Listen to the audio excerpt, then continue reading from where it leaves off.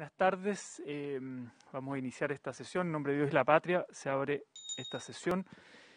Saludar a, senador Alvarado, senador Galilea, subsecretaria Blanquita Honorato, ministro Osa, a la defensora de la niñez Patricia Muñoz, y darles a Emilia Rivas, también la veo conectada, y darles especial bienvenida a Araceli, a Rodrigo, que se están integrando, primera sesión a la Comisión de Infancia desde la Secretaría. Así que muchas gracias y a todo el equipo que está apoyando. ¿Tenemos cuenta, secretaria? No hay cuenta. Entonces, tenemos entramos directo a la... Excelencia Presidente de la República, que establece un sistema de garantías de derecho a la niñez. Está con discusión inmediata desde el día de ayer. Perfecto. Claro, yo no tenía claridad si teníamos como comisión que revisar las observaciones al veto, porque se había declarado inadmisible en la Cámara y pensé que pasaba directo a la sala, y como estaba en tabla para el día de hoy, entonces, ahí finalmente desde la Secretaría de la Mesa nos dicen que igual es mejor que lo revisemos acá en la comisión, y por eso citábamos tan encima. Entonces vamos a entrar directo en materia. Vamos a ofrecer la palabra en primer lugar a la subsecretaria, ¿no?, Blanquita Honorato, después la defensora de la niñez, y a continuación al ministro Osa, y luego abrimos. La idea es primero generar la discusión y al final de la sesión pronunciarnos, porque tenemos que pronunciarnos y enviar un certificado a la sala, que lo va a ver hoy en la tarde, que está en segundo o tercer lugar, no recuerdo si está en segundo o tercer lugar en la tabla, así que ahí lo veremos. Bien, le ofrecemos la palabra entonces a la subsecretaria Blanquita Honorato. Presidente, aquí Juan Sí, José. Ministro, sí. Hablamos con la subsecretaria para el efecto de que yo pudiera comenzar, ¿no es cierto?, planteando algunos temas. Por su intermedio aprovecho a saludarlos a todos, a todas, y manifestar que a nosotros nos ocupan dos preocupaciones de índole distinta. Una es la que dice relación con la facultad de realizar observaciones propiamente tal por parte del presidente, y en ese sentido nos preocupa la declaración de inadmisibilidad de la Cámara de Diputados. Y otra dice relación con las observaciones propiamente tal, y en particular con una de ellas que nos preocupa especialmente impulsar, que es la segunda observación. ¿Por qué nos preocupa? Me refiero a lo primero. ¿Qué es lo que nos preocupa? Nos preocupa que mediante la declaración de inadmisibilidad, señalándose que un veto no dice relación con las ideas matrices, se prive el conocimiento de fondo de las observaciones. Es una práctica que creemos que debe evitarse, y no mediante la admisibilidad, ¿no es cierto?, frenar este debate. Y nos preocupa no solo respecto, presidente, de la facultad presidencial, estas declaraciones de inadmisibilidad, nos preocupa respecto de una Cámara a otra. Dado que jurídicamente el Congreso tiene que actuar como uno, lo que ha hecho la Cámara de Diputados, presidente, amén de inconstitucional a nuestro parecer, priva al Senado de su legítimo derecho de discutir tanto la admisibilidad desde una perspectiva netamente jurídica como de las observaciones de fondo. Y en ese sentido nosotros quisiéramos invitar a esta comisión y luego a la sala del Senado, porque claramente sí dice relación con las ideas matrices del proyecto, y por supuesto también conversar con ustedes el mérito de algunas observaciones, por cuanto como Ejecutivo nos interesa mucho que se declare admisible el veto por las razones expresadas, y en consecuencia, por cierto, también estamos disponibles para conversar con ustedes cuáles observaciones nos interesa que prosperen más que otras. En ese sentido, nosotros dijimos en la Cámara de Diputados que recurriremos al Tribunal Constitucional tanto respecto de la declaración de inadmisibilidad como respecto de las observaciones que contiene este veto. Sin embargo, también estamos conscientes que los acuerdos y las conversaciones son siempre muy necesarias, y en consecuencia quisiéramos conversar con ustedes la posibilidad de que el Ejecutivo se comprometa a recurrir al Tribunal Constitucional respecto de la inadmisibilidad y respecto a las observaciones, solo una de ellas, que es la que dice relación, que es la segunda observación, presidente. Muy bien, muchas gracias, ministro. Daremos esa conversación. Entonces, le damos la palabra entonces en primer lugar a continuación suyo a la subsecretaria para que pueda pronunciarse también sobre los aspectos de fondo. Muchas gracias, presidente. También por su intermedio saludar a los senadores presentes, a la defensora, ministro. Bueno, efectivamente nosotros estamos aquí, tal como lo decía el ministro, que hay dos conversaciones distintas, una que tiene que ver con la admisibilidad, que ya se explayó el ministro respecto de eso, y otra que tiene que ver con el fondo del veto, que tiene tres grandes partes, y voy a ser breve aquí, de modo de no lentecer la conversación. La primera, hay observaciones que tienen que ver con el fortalecimiento del rol protector primordial de la familia, ya en ese sentido, el fortalecimiento del derecho y deber preferente de los padres a educar a sus hijos. Otras observaciones que tienen que ver con indicaciones que tuvieron como objeto modificar la ley de tribunales de familias y introducir la participación de abogados en trámite administrativo y en todo momento, que desde ahí nosotros también tenemos ciertas aprensiones y que consideramos que hay ciertas indicaciones parlamentarias que están hoy día en el texto de la ley que no necesariamente aportan al sistema de protección a la niñez. Y por otra parte, en tercer lugar, existen ciertos artículos donde los principios de progresividad y responsabilidad del Estado en la implementación de la ley quedan confusos, y la idea es un poco poder ir rectificando esas confusiones, de modo que luego para la interpretación de esta ley haya mayor claridad. Entonces, eso a modo general. Yo creo que lo importante es que, como decía el ministro, es que podamos ir conversando y nos refiriendo punto a punto en caso de que sea necesario. Muchísimas gracias. Muchas gracias, subsecretaria. A ver, ¿les parece que a continuación le dé la palabra a la defensora de la niñez y vamos intercalando los puntos? La idea es primero, en una primera parte, dar la discusión sobre forma-fondo. A mí en lo particular me preocupa más el fondo, pero eso, básicamente dar la discusión para tener los argumentos y al final pronunciarnos. Defensora Patricia Muñoz.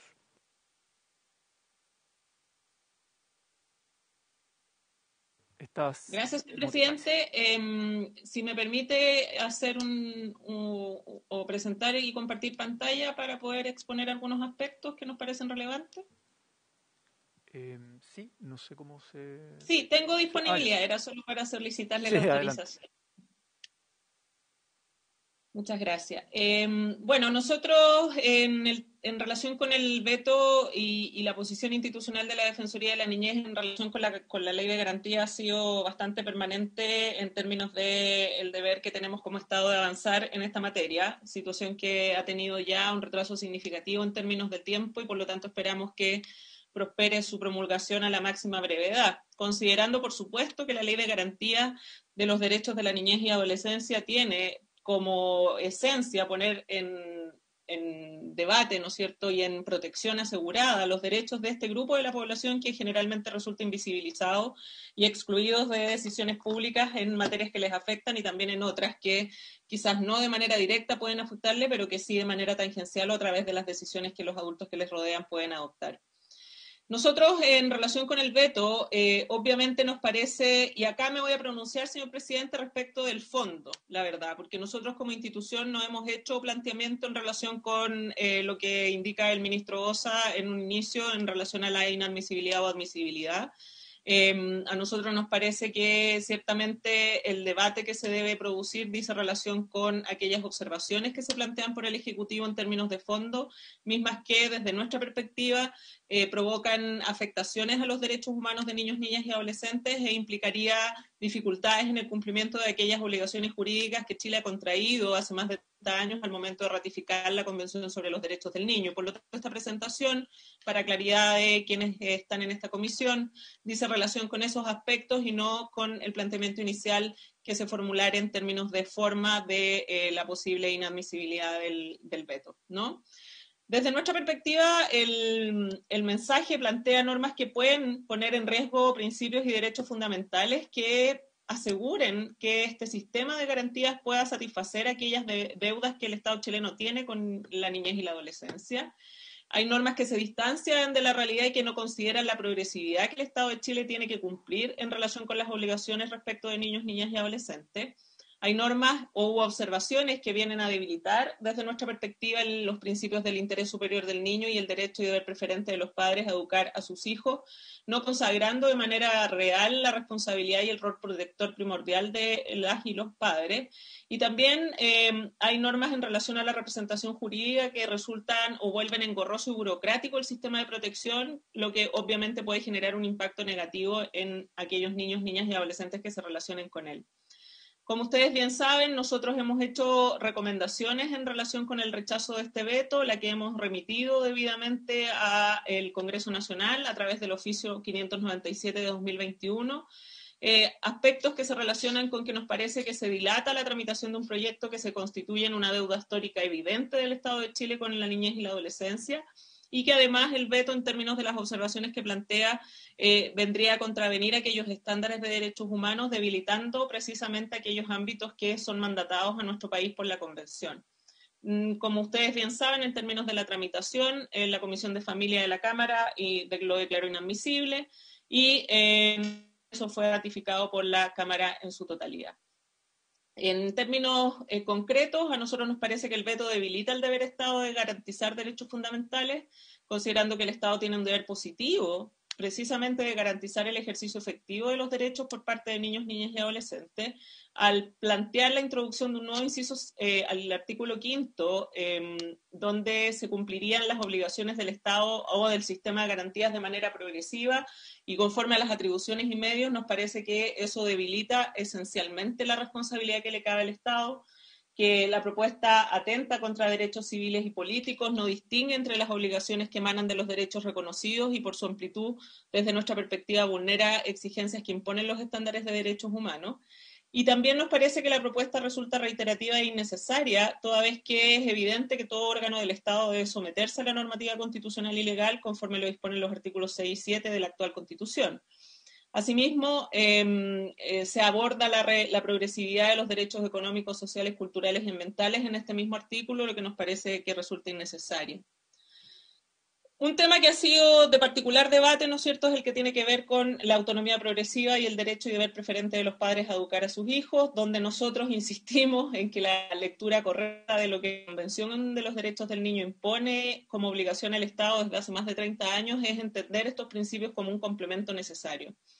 Y por lo tanto, el artículo 10 de la ley, que ya reconoce este derecho y deber preferente de los padres, que nunca ha sido negado en la tramitación de este proyecto de ley, resulta aplicable a todos los derechos de los niños, niñas y adolescentes, y su repetición o intento de reforzamiento resulta redundante y promueve, o más bien fortalece, aquel paradigma desde el cual tenemos que salir y que debimos haber salido hace más de 30 años, que es esta concepción desde la mirada de la minoridad de niños, niñas y adolescentes, de su incapacidad y como meros objetos de protección, y no reconocerles ni tratarles como sujetos de derecho, lo que no tiene nada que ver con vedar o impedir a sus padres el ejercicio de su derecho y deber a educarles, porque ese ejercicio es precisamente el que alimenta e insuma de manera positiva y probablemente insustituible el ejercicio de la autonomía progresiva. Por lo tanto, es obvio que la autonomía progresiva depende en gran medida del ejercicio del derecho y deber preferente de padres y madres a educar a sus hijos, y plantearlo desde una perspectiva distinta resulta falaz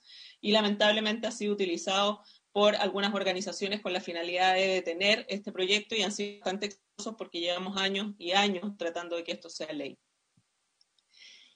También nos parece preocupante las observaciones del veto en lo que tiene que ver con el derecho al acceso a la justicia, que involucra indiscutiblemente la necesidad de que tengan representación jurídica especializada. Y por lo tanto, la eliminación de la garantía de una acción de amparo o derecho de asistencia letrada en casos de detenciones o retenciones, desde nuestra perspectiva, constituye una vulneración a este derecho que es esencial y que tiene que ver con el acceso a la justicia de manera especializada para este grupo de la población.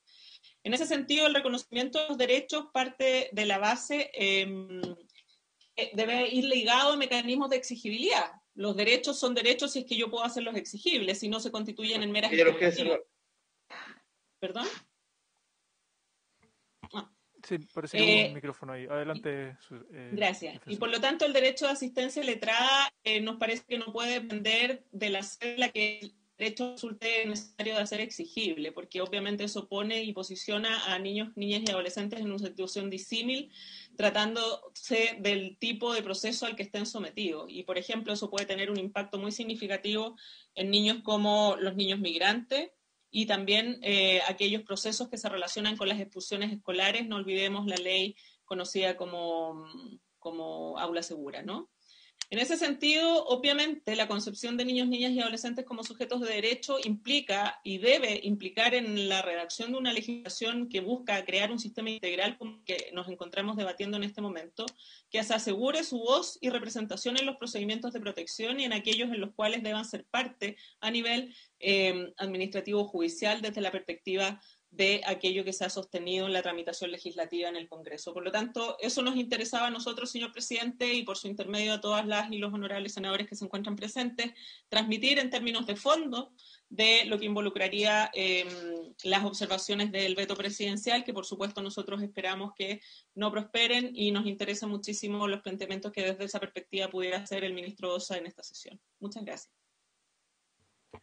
Muchas gracias, defensora Patricia Muñoz. Le damos la bienvenida a la senadora Yasna Proboste, a la senadora Loreto Carvajal.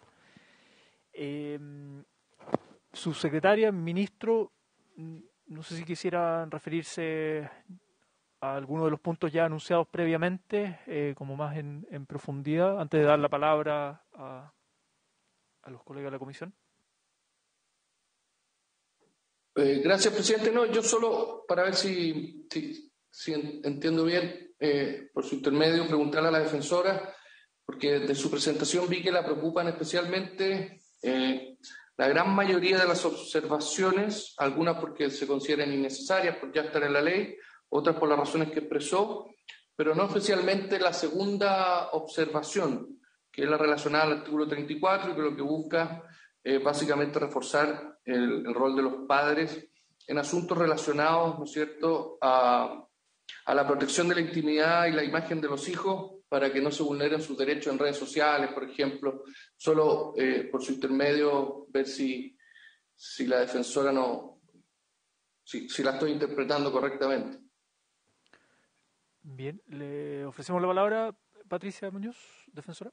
Sí, gracias, señor presidente. A ver, desde la perspectiva de lo que se ha planteado en las láminas, efectivamente nuestra consideración dice relación con la autonomía progresiva, pero nosotros compartimos que lo que se plantea en términos de fondo, acá la labor y el rol de los padres o responsables legales en el cuidado de la protección de la imagen y la intimidad de los niños es un elemento fundamental, y por lo tanto desde esa perspectiva, esa observación que se ha planteado, a nosotros nos parece que la redacción en sí misma podría configurarse de una manera en que quede explícito que niños, niñas y adolescentes, en razón de su autonomía progresiva, madurez y edad, tienen también el derecho de proteger esos ámbitos de su vida, sin perjuicio de lo cual aquello no tiene o no se relaciona con el impedimento de que sus padres y cuidadores tengan también esa responsabilidad. Y por lo tanto, desde ese punto de vista, respondiendo a la inquietud del ministro, efectivamente el análisis que hacemos no guarda relación con un cuestionamiento mayor a la propuesta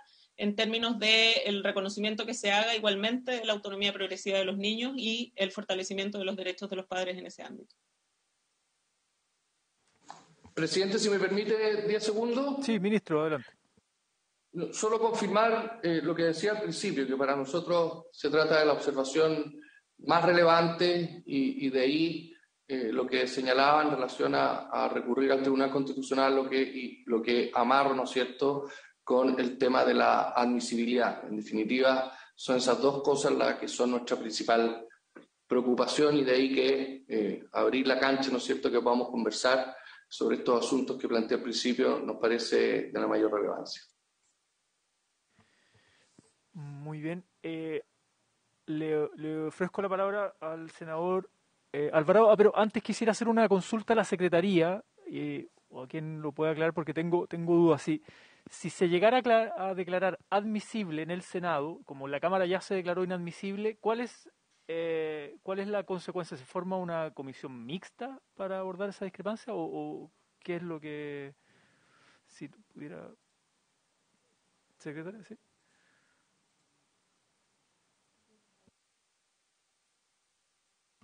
Presidente, no hay información de comisión mixta en esta instancia. O sea, simplemente porque ahí se genera una discrepancia entre ambas cámaras, pero ¿cuál es la consecuencia de aquello? Esa es mi pregunta, digamos. Pero bueno, lo dejo planteado. Le ofrezco la palabra al señor Claudio Alvarado. Gracias, presidente. Yo creo que, de acuerdo a lo que se nos plantea, primero debemos pronunciarnos sobre la admisibilidad de este veto. Y uno, teniendo en consideración lo que sucedió en la Cámara de Diputados, cuando se declara inadmisible, sin tener fundamentos o normas jurídicas que lo fundamenten, y solamente se recurre a una mayoría circunstancial transitoria, yo creo que hace muy mal al sistema legislativo y al respeto de nuestras normas constitucionales y a las facultades expresas de su excelencia el presidente de la República. Porque lo que hace la Cámara de Diputados significa que, no obstante, si se llegase a declarar la admisibilidad por parte de la Sala del Senado, esta discusión no tiene ningún sentido porque no se pueden resolver las normas, porque ambas cámaras tienen que estar de acuerdo desde el punto de vista de la admisibilidad.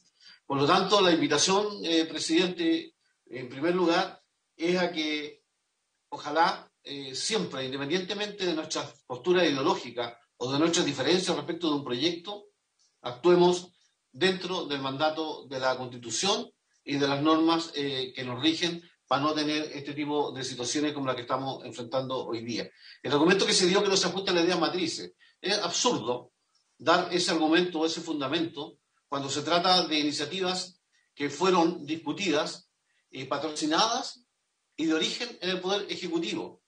Y se tramitan o se ponen a discusión observaciones que dicen relación precisamente con el articulado de esas propuestas originales del Ejecutivo. Por lo tanto, colocar una frase adicional, una frase sustitutiva o suprimir alguna palabra o frase de algún articulado, claramente está dentro de las facultades de su excelencia el presidente de la República en orden a proponer estas observaciones. Por lo tanto, concluyo esta intervención señalando que cuando una Cámara, ya sea el Senado o la Cámara de Diputados, por utilizar una mayoría sin razonar, nos genera dificultades, claro que nos genera dificultades, porque hoy día, insisto, independientemente de nuestras posturas ideológicas o posiciones específicas respecto a articulados del proyecto,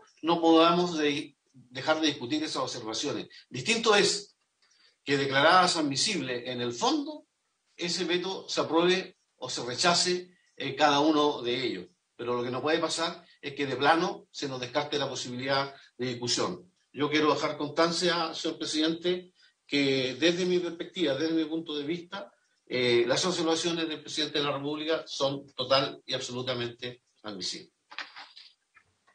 Bien, gracias, senador Alvarado. Se ofrece la palabra. Veo la manito levantada de Patricia Muñoz, ¿sí? ¿O era antes? Ah, ya. Que aparece el cursor ahí. Se ofrece la palabra, senadoras, senadores. Senador Galilea. Gracias, presidente. Voy a simplemente abundar un poco en lo que acaba de mencionar el senador Alvarado. Las normas constitucionales son claras en que la única limitación para el veto es que lo que esté planteando el Ejecutivo no tenga que ver con la idea matrices del proyecto. yo leo, releo y vuelvo a leer cada uno de los vetos planteados. Y todos se refieren evidentemente a articulado y a contenido preciso y específico respecto a la Ley de Garantía de la Niñez. En ninguna parte se habla de organizaciones sociales, de deporte, de salud o de regionalización. Es todo exclusivamente dedicado y en torno a la garantía de la niñez. Por tanto, el tema de la admisibilidad efectivamente nos mete en un enredo. Acá no hay que ser muy inteligente para darse cuenta qué es lo que se buscó con esa declaración de admisibilidad. Todos sabemos que los vetos, para que sean desechados, requieren de la insistencia del Congreso de 2/3. En cambio, declarar una admisibilidad o inadmisibilidad requiere una simple mayoría y es una manera muy, muy sencilla, pero poco honesta al final del día, de saltarse las normas constitucionales, las normas legales y finalmente nos meta todo en un enredo. Porque tal como decía la Secretaría, bueno, ¿y qué se hace ahora? La Cámara de Diputados declaró inadmisible. Si nosotros declaramos admisible, bueno, ¿qué pasa? Bueno, va a tener que resolver el Tribunal Constitucional respecto de la declaración de inadmisibilidad de la Cámara de Diputados. Y ahí sigue todo entorpecido, cuando lo que debiéramos hacer, en verdad, es discutir y votar cada una de los temas planteados en el veto. La defensora ha dado algunas luces de su posición en algunos temas, en algunos es crítico, en algunos no, en unos lo encuentra redundante, en fin. Y es lo que debiéramos hacer, a mi juicio, y tratar de enmendar en un acuerdo con el Ejecutivo las condiciones de la concurrencia al Tribunal Constitucional para que esto no se entorpezca. La Ley de Garantía de la Niñez es necesaria, tal como han dicho quienes usaron la palabra antes que yo, esto ya lleva demasiado tiempo y por lo tanto, presidente, yo creo que avanzaría primero en avanzar en la admisibilidad, porque es lo que corresponde a todas luces, es lo que honestamente nos corresponde hacer desde el punto de vista jurídico, y después ver si nos ponemos de acuerdo, podemos acotar en qué temas es realmente relevante avanzar en el veto, en qué cosa es relevante avanzar en el Tribunal Constitucional y tratar de llegar a un buen puerto lo antes posible. Muchas gracias, presidente. Gracias, senador Galilea. Se ofrece la palabra sobre este asunto. Claro, porque hay un escenario en que el gobierno sí o sí va a ir al TC por la inadmisibilidad de la Cámara. Ese escenario ya está, digamos, ¿no? Va a ir de todas maneras. Mi pregunta es si el TC declara admisible el veto. ¿Qué pasa? ¿Vuelve al Congreso y tendríamos que pronunciarnos sobre el fondo? ¿O es el TC el que resuelve forma y fondo?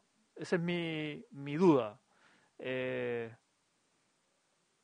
No sé, ministro, Sí. si quisiera aclarar. Como lo que se recurriría en una parte es propiamente eventualmente requerimiento, al declararlo admisible, lo que sería es que se volvería a tramitar. Y por lo mismo, nos parece relevante buscar un acuerdo sobre cuáles observaciones de fondo acompañarían ese requerimiento respecto a la inadmisibilidad. ¿Por qué lo digo?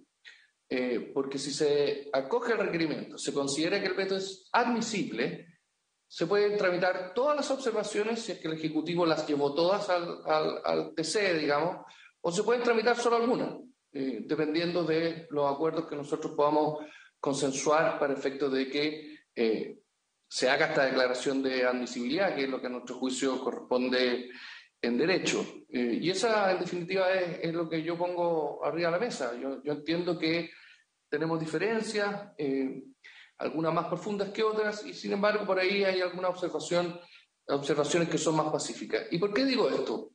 Porque si en definitiva el Ejecutivo acota las observaciones de fondo, eso supone que cuando vuelva presidente la tramitación va a ser más expedita, porque vamos a estar bastante de acuerdo en que una determinada observación prospere. Y doy como especial ejemplo la observación número 2. Conversábamos, ¿no es cierto?, por su intermedio, presidente, rato atrás. La defensora nos señalaba que no es una observación que le preocupe especialmente, sino más bien lo contrario, porque refuerza ideas que ya están en la ley, pero sí otras generan mayores diferencias.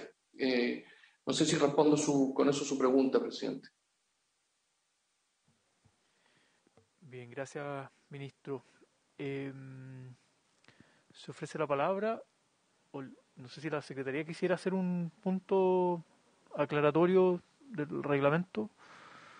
Sí, Rodrigo. Sí, el reglamento, la verdad, no es muy claro en este contexto, pero lo que correspondería es votar cada una de las admisibilidades o inadmisibilidades una por una.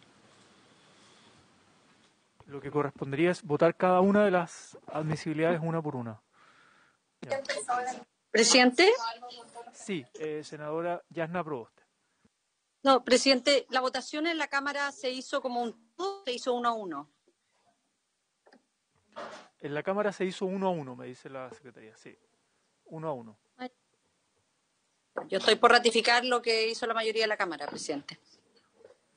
Perdón, a la Secretaría, presidente, por su intermedio. Sí, solo si podemos revisar si se hizo como un todo o 1-1. Yo no tengo la impresión que puede haber sido como un todo. Ahí lo están revisando.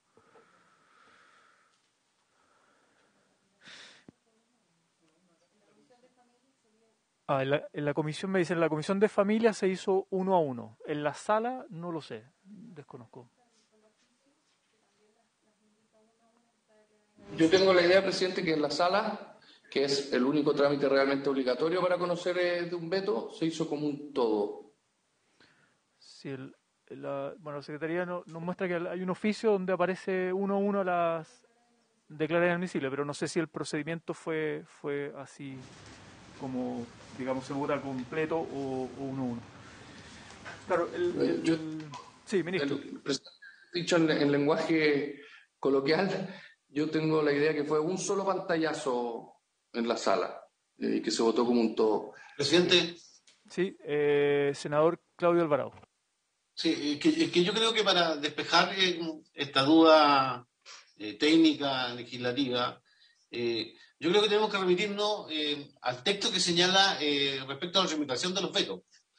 Porque si el señor ministro aquí nos acaba de señalar de que los vetos, la instancia autorizada para debatirlo, aprobarlo, rechazarlo o acogerlo en la sala, generalmente se hace el paso intermedio a la comisión como una forma de socializar el veto, tener mayor información e informarle al resto de la sala cuáles son los términos de esa conversación que se produjo en la comisión. Pero no es una instancia validada como sucede con la tramitación legislativa normal, de votar los informes de la sala. Entonces, yo esperaría que desde la Secretaría nos aclararan si la instancia válida es para la sala, nosotros tener claridad sobre eso, y si en la sala se vota como un todo, la admisibilidad proceder de la misma forma en función de los acuerdos que se lleguen con el señor ministro. Muy bien, senador Claudio Alvarado. Está pidiendo la palabra la defensora Patricia Muñoz.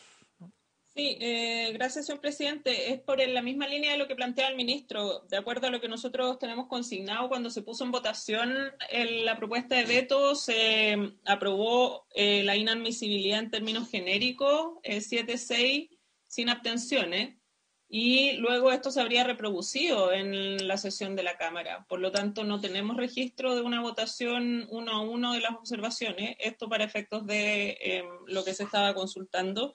Y si me permite, señor presidente, agregar que la verdad es que acá ojalá la definición que se adopte desde la comisión, sin perjuicio de que lo que tiene resorte de obligatoriedad es lo que pasa en la sala, ponga en el centro a los niños, niñas y adolescentes y sus derechos, y cómo la idea es avanzar con esto, logrando que esto sea ley cuanto antes, porque obviamente el trámite de una observación que genere, por ejemplo, una inadmisibilidad desde la perspectiva de lo planteado en la Cámara, va a condicionar también el pronunciamiento del tribunal, haciendo poder volver a ver en una instancia legislativa las mismas observaciones con el retraso significativo que aquello significa para los derechos humanos de niños, niñas y adolescentes, y me interesa que eso quede en perspectiva para efectos de la decisión que privativamente ustedes como honorables senadores y senadoras pueden adoptar.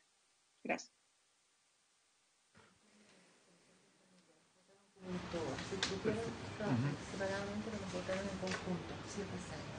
Bien, muy bien.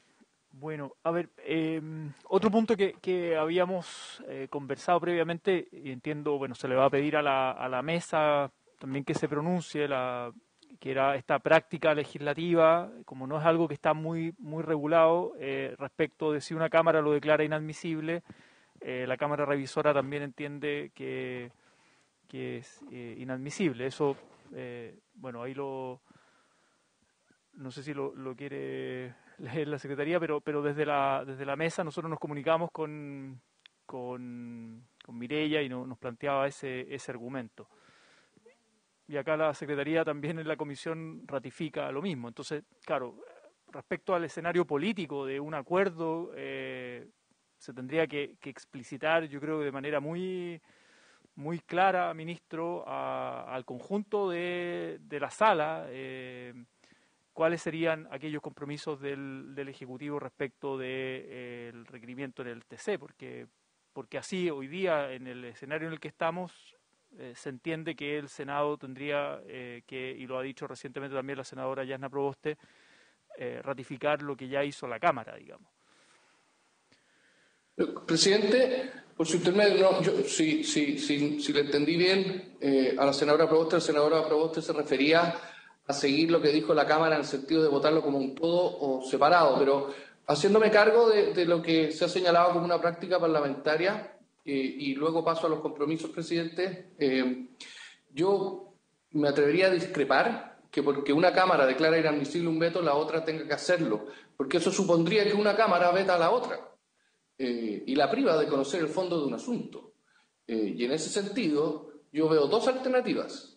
O bien se conoce el veto, sin demasiado efecto jurídico, ¿no es cierto?, porque una Cámara ha tomado una determinada decisión adueñándose de la decisión de la otra, dicho sea de paso, o bien definitivamente decir, mire, yo no puedo conocer de un veto porque es inadmisible, pero verse forzado a declararlo inadmisible, porque la primera Cámara también lo hizo, yo creo que generaría un pésimo precedente para que cualquier Cámara de origen en los próximos vetos le haga eso a sus colegas de la otra Cámara. Respecto a los compromisos, presidente, que se pueden adoptar en la sala, yo los puedo adoptar ahora y repetirlos en la sala, para efecto que todos estemos súper seguros de cuál es nuestra propuesta. El estado del arte hoy es lo que hemos señalado, y que no es secreto para nadie, que el Ejecutivo va a recurrir al Tribunal Constitucional, tanto respecto a la inadmisibilidad, como eventualmente, una vez declarado admisible y tramitadas las otras observaciones, respecto de aquellas que nos considere que sean rechazadas y que consideremos inconstitucionales. Es decir, se alarga el trámite no porque queramos, sino porque tenemos una determinada postura de la que podemos diferir respecto a qué es lo que es mejor para los niños, niñas y adolescentes. En cambio, ese estado del arte actual puede modificarse si lo que concordamos es una declaración de admisibilidad de todas las observaciones. Sin embargo, el compromiso del Ejecutivo de solo perseverar, si es que se declara, si es que se acoge el requerimiento, solo en la observación número 2. ¿Por qué digo la admisibilidad de todas las observaciones? No porque queramos, si se adopta el acuerdo, perseverar en ellas, sino porque jurídicamente deben seguir la misma suerte y el precedente que se genera entre un poder del Estado y el otro y entre las dos cámaras, da igual si se declara admisible una o todas, ¿no es cierto? Y a nosotros, desde esa perspectiva, lo que nos interesa en consecuencia, y con esto termino y hago, como bien dice, el planteamiento final del Ejecutivo, final, digamos, lo podemos seguir conversando, no quiero, pero el ofrecimiento concreto es que se declaren admisibles las observaciones y nosotros como Ejecutivo iríamos al TC solo respecto de la declaración de inadmisibilidad de la Cámara de las observaciones y perseveraríamos solo en la observación número 2 de este veto, que es la que además es más pacífica. Bien, gracias, ministro. Se ofrece la palabra, no sé si la defensora de la niñez, que tiene alguna opinión respecto de esta última propuesta del ministro, de ese punto de fondo, digamos, de la observación número 2. Sí, señor presidente, la verdad es que yo ya había argumentado inicialmente que hay que poner los derechos de niños, niñas y adolescentes en el centro, y en ese sentido a mí me preocupa como defensora de la niñez la posibilidad de que las observaciones lleguen en plenitud al Tribunal Constitucional, habida cuenta de la resolución que ya este tribunal dictó en relación con el requerimiento que planteó Chile Vamos en relación con esta ley. Y desde esa perspectiva me parece un mucho mejor escenario para niños, niñas y adolescentes que viven en Chile, que viven y siguen esperando esta deuda histórica del país tiene con ellos y ellas, lo que ha planteado el ministro Osa. Bien, gracias, defensora. ¿Se ofrece la palabra o si no hay más palabras sobre el punto, tendríamos que pronunciarnos, ¿no?, como comisión, entendiendo que se emite un certificado para que la sala luego se pronuncie, que es la vinculante, digamos.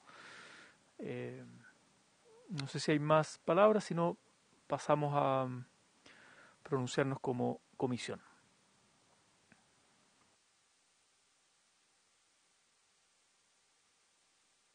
Bien. Sí, no hay más palabras. Entonces, senador Galilea. Quería, presidente, preguntar al Ejecutivo. Quiero entender, porque no sé si estamos entendiendo todo lo mismo, respecto del veto propuesto para el artículo 29, inciso 3, que entiendo yo que es el que dice que este amparo puede ser interpuesto por sí mismo, un letrado, o por cualquier persona a su nombre. ¿El veto qué es lo que busca? ¿Es que solo pueda ser presentado a través de un abogado o qué exactamente? Quería profundizar un poquitito en el detalle de las propuestas de veto. Si no es molestia, por supuesto, presidente. No, muy bien. Ministro o subsecretaria, no sé. La subsecretaria responderá a esa pregunta. La subsecretaria Daza responderá a esa pregunta. Perdón, la subsecretaria Honorato en este caso. Adelante, subsecretaria. ¿Está muteada, parece, subsecretaria? Sí. Me da un minuto que me voy a cambiar de lugar porque están mis niños aquí hablando muy fuerte, ¿ya? Sí, un segundito. tranquila. Ok.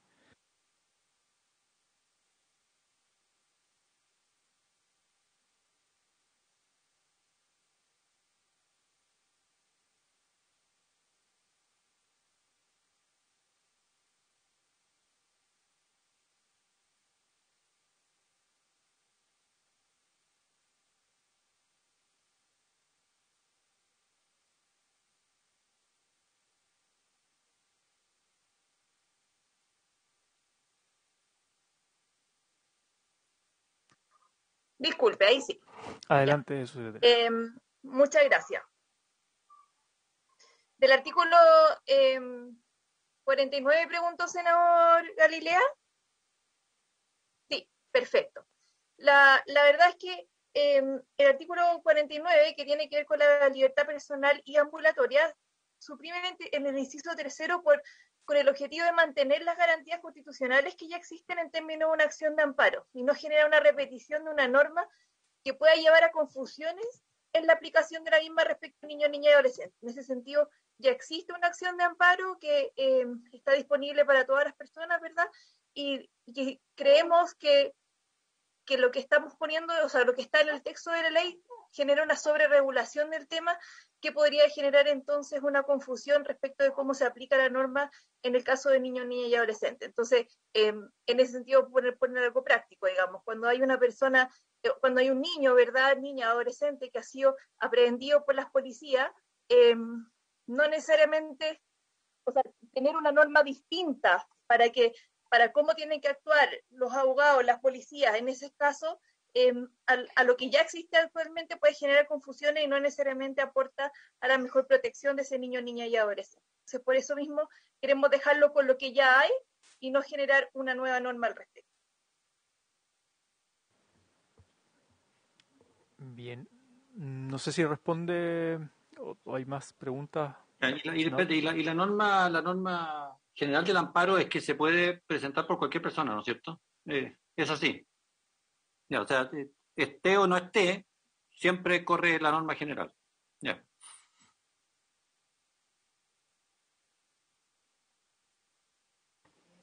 Entonces, presidente, Sí, adelante, senador. que quiero entender bien, entonces la propuesta quiero interpretar bien lo que dijo el ministro Osa.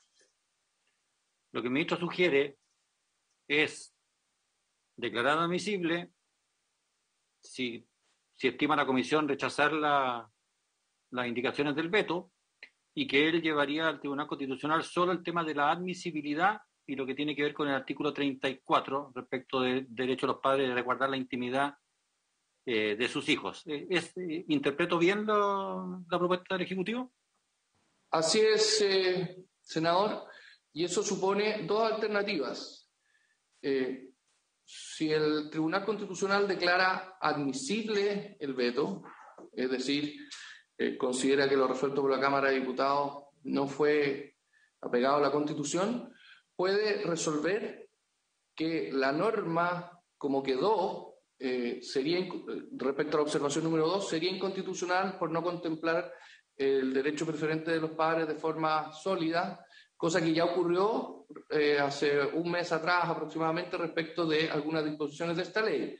O bien, considerar que respecto de esa observación el tema no es de constitucionalidad, en cuyo caso volvería a tramitarse el veto, pero solo con esa observación, porque nosotros las otras no las llevaríamos al Tribunal Constitucional. Ambos escenarios creo que son positivos. El primero porque definitivamente sería ley, la ley de garantía, y el segundo finalmente significaría una tramitación más rápida y pacífica, me da la impresión, por tratarse de una observación que no parece dividirnos especialmente. Bien, gracias, ministro. Se entiende el punto. Bueno, tendríamos que pronunciarnos entonces ahora como comisión y entendiendo que es la sala finalmente la que es vinculante. O sea, esto es simplemente es indicativo.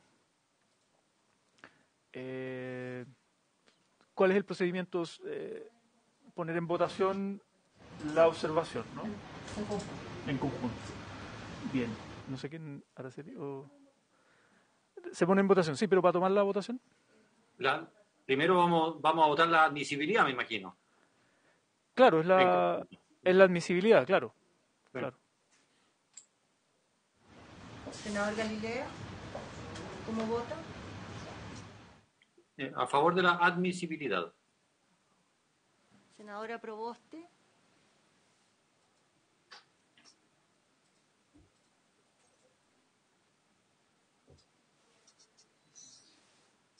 Está, senadora Yasna Proboste, estás muteada.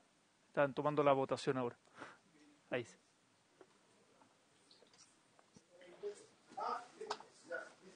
¿Aló, presidente? Sí, está tomando la votación sobre la admisibilidad. Esperemos. ¿Pasamos al senador Alvarado? Esperamos. Sí. Ahí está. Así que estamos tomando la votación sobre la admisibilidad, como pronunciándonos como comisión. No, presidente, yo considero que es inadmisible. Voy a mantener la misma votación que se dio en la Cámara. Senador Alvarado, ¿cómo vota? Voto a favor de la admisibilidad.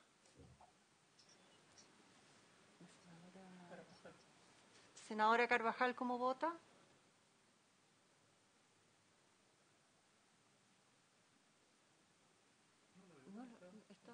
Sí, está conectada, sí. Sí, no, pero está en pantalla.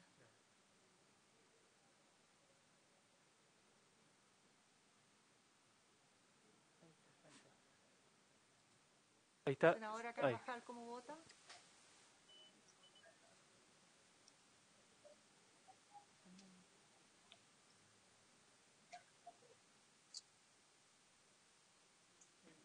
¿Se escucha, presidente? Ahora se escucha, sí, ahora se escucha.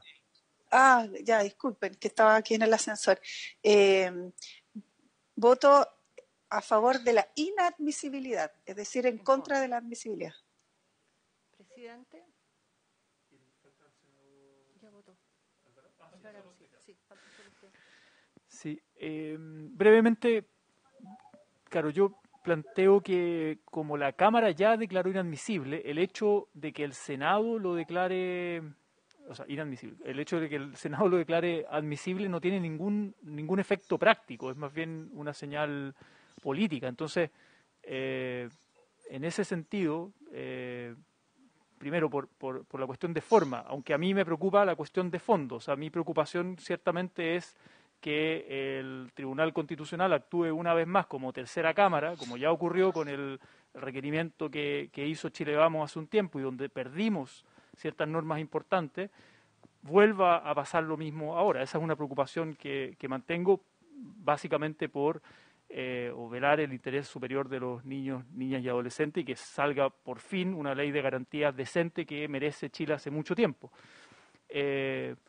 Dicho eso, respecto de la cuestión de forma, claro, yo creo que esta votación no tiene ningún efecto y por lo tanto yo ratifico lo ya pronunciado por la Cámara de Diputados. Lo declaro inadmisible. Declarado inadmisible 3-2. Bien, entonces la comisión declara de manera indicativa inadmisible, pero es la sala la que se tiene que pronunciar de manera vinculante. Entonces iríamos con un certificado a la sala el día de hoy y ahí se tendrá que dar la votación. ¿Presidente? Sí, ministro. Si me permite, bueno, lamentando naturalmente que no hayamos podido finalmente consensuar acercar nuestras posiciones, me toca entonces hacer en este acto y luego en la sala, digamos, una reserva de constitucionalidad, si me permite, por su intermedio.